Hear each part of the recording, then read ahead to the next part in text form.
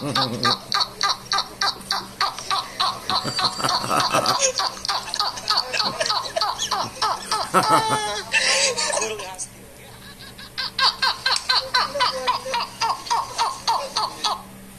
guys, good morning, good afternoon, good evening. Welcome po sa channel ko po, Tito Nice Vlogs. I hope nasa mabuti po kayong kalagayan mga titos, mga titas.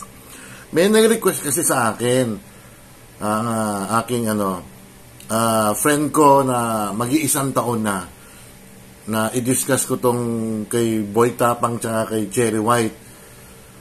Yung nag-request sa akin ay mabait yun. Itago natin sa pangalan Ate Ruby. O Ate Ruby, parang na first honor na kita sa shoutout ha. Ang susunod ko si Shin ha. Hindi, ito mga kababayan ko ha. Kidding aside. Itong si Boy Tapang, di ba na-involved na to sa yung sa isang Canadian girl ba yun? O taga-Amerika ba yun? Na ako naman naawa rin kay Boy Tapang noon na parang para sa akin lang ginamit siya.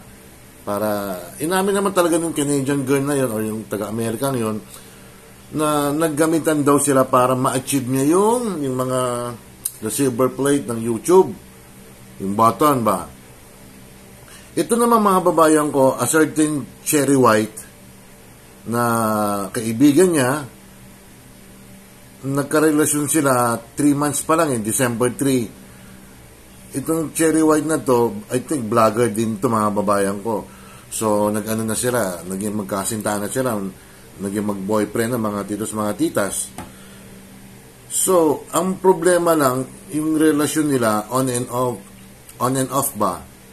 Kasi itong si Boy Tapang, di umano'y, ang sabi, na sobrang siloso daw. Alam nyo, hindi naman masama magselos mga babayan ko. Lahat naman tayo, may nararamdaman tayo pag may umaaligid sa ating kasintahan, babae man o lalaki. Ako, si Mrs. ko noon, yung dalaki, siyempre. May nararamdaman, parang nagsiseros din ako noon. Pero, nakokontrol ko naman noon. Ngayon, wala nang seros-seros, di ba? Pero to si Boy Tapang, ang ginawa niya mga kababayan ko, hindi hindi katanggap-tanggap.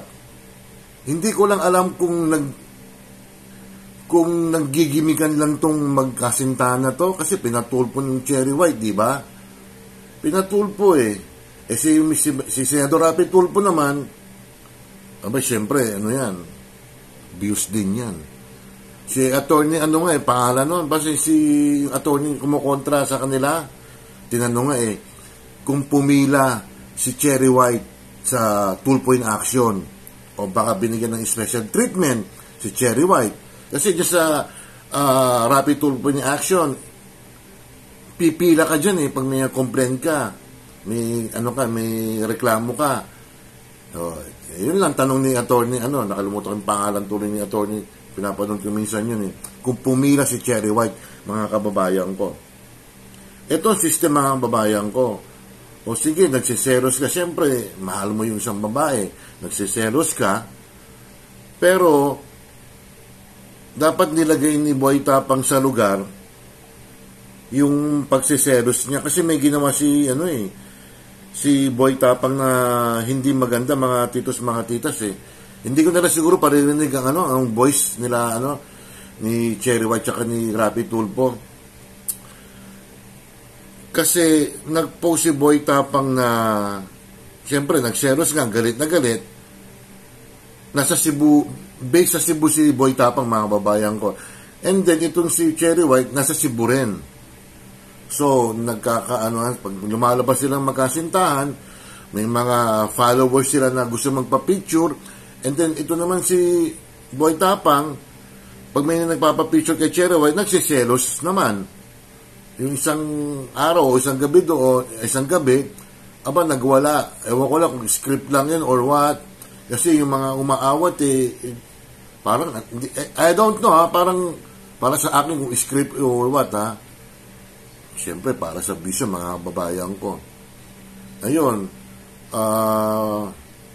Parang yun. Dahil sa selos ng mga kababayan ko. At pinagsilosan pa niya, or nagalit si Boy Tapang, natatandaan nyo itong last week lang, di ba nag-log out lahat tayong Facebook? Ako, ginawa ko lang, pinindot ko lang yung pangalan ko eh. Kung kanino pangalan gagamitin mo, ayan, Nonoy Murillo, ganon. O, hindi recover agad ng FB account ko. Itong system, mga babayan ko, nagpunta si Cherry White kay Senator Rapi Tulfo para i-complain niya. Ang i-complain niya, nag-post kasi si Boy Tapang na hindi maganda, mga kababayan ko. Tinawag si Cherry White ni Boy Tapang na walker. You know, a walker means, mga kababayan ko. And then, yung magulang ni Cherry White, tinawag na drug addict. Pwede makasuhan si Boy Tapang doon, mga kababayan ko. Cyber libel, mga kababayan ko. Or cyber bullying. Pwede kasuhan siya.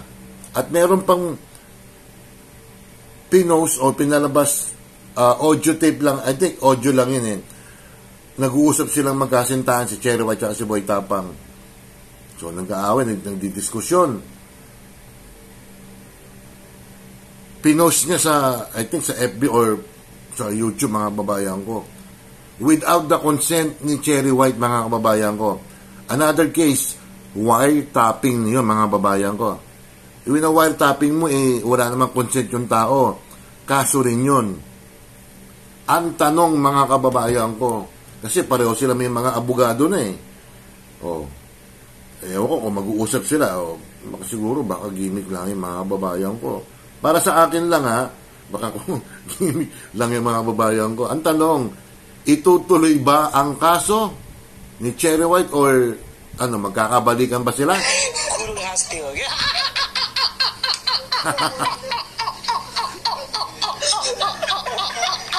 Ayan. Matutuloy ba ang kaso niya, mga babayan ko? Kayo naman mga influencer kayo, ikaw Boy Tapang ka na, yung una naawa ako sa iyo kasi hindi parang niloko ka ng babae. Parang para sa akin lang ha, nalasing ka sa tagumpay. Lahat naman, sige, maybe pag akong sumikat na malabo naman, 5,000 lang pa ang subscribers ko. Pag mga ganyan, kailangan may self-respect ka sa sarili mo. Dapat may limitation ka sa sarili mong buhay. Hindi ka basta-basta magpo-post lang because of the views. Saan? Siguro because of for the views din to. Yung mga ibang influencer dyan, wag masyadong yung katulad ng sinabi ko kanina, wag masyadong malasing sa tagumpay.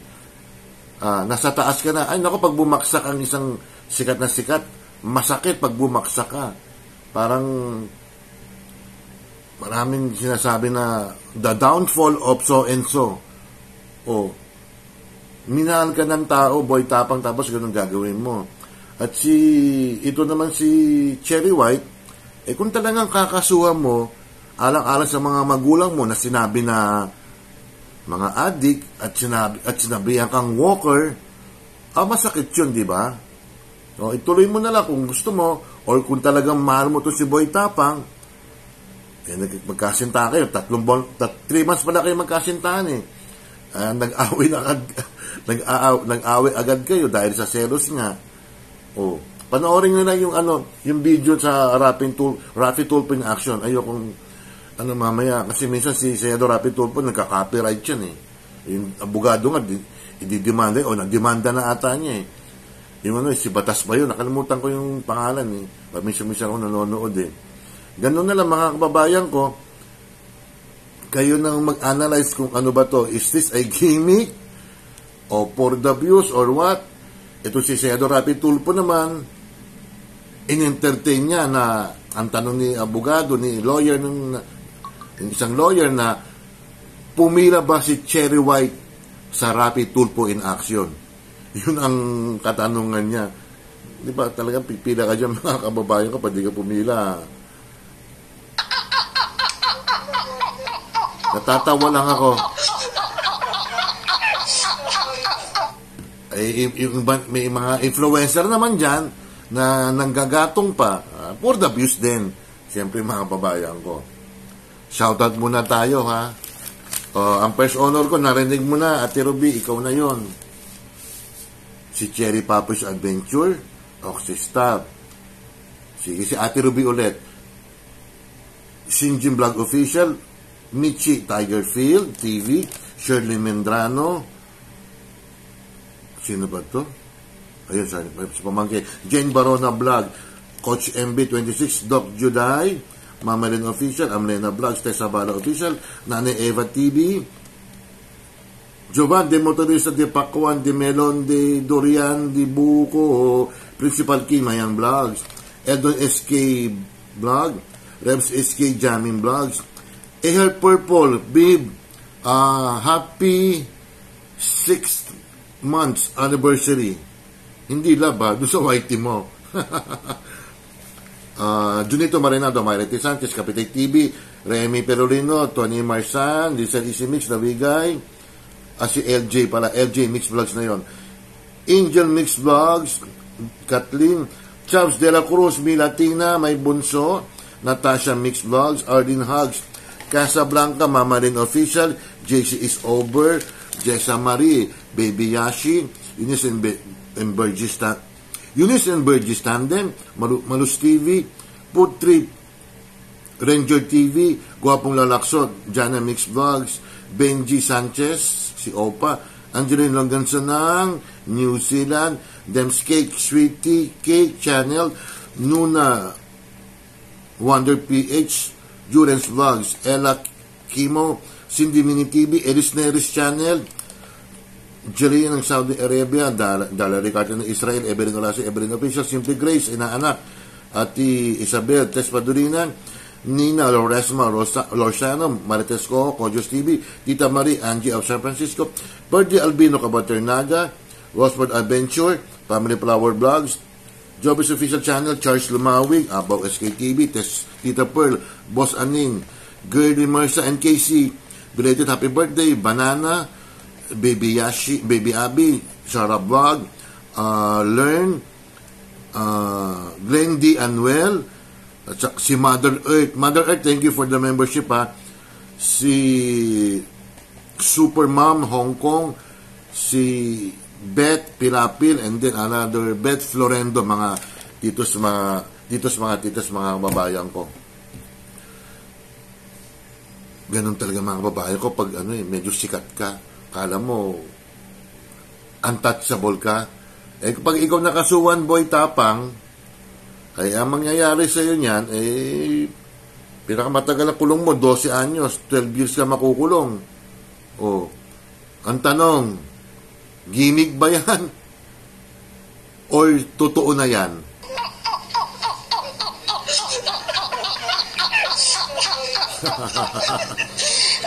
Ano?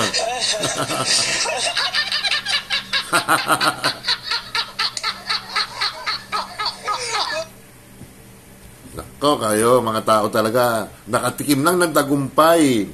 Akala nila siguro wala silang downfall. Magbago ka na, boy tapang ha. Hindi maganda yung ginawa mo dun sa babae kay Cherry White na tinawag mo na hindi maganda. Ano yan ang kaso nga is cyberbullying. Di ba? At saka wiretapping. Ang wiretapping, matindi yan ha. Don't forget to like and subscribe. Hit the bell notification para ma-update kayo sa aking mga video. Maraming salamat po sa mga subscribers ko po ha. Mga members at saka magme-members. Ingat po kayo. Peace sa inyo lahat. God bless all.